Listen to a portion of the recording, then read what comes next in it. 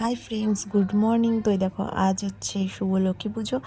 তো আজকে এই যে কদম ফুল দরজায় লাগাবো, তো সেটাই দেখছি দরজার উপরে কিভাবে লাগাবো, ওটাই চেষ্টা করছি। লাগানো তো চেয়ার দিয়ে, চলো কদম ফুলটা তো আপাতত লাগানো হয়ে গেলে এবার দরজা আটকে চলো নিচে যাই।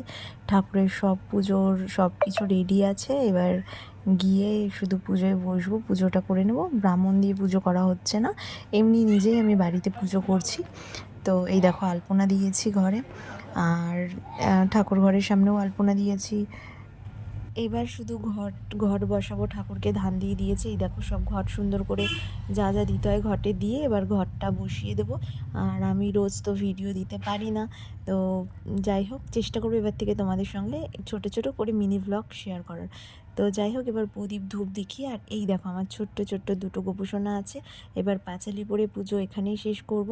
আর তোমাদের ভিডিওটি ভালো লাগলে অবশ্যই পাশে থেকো। টাটা।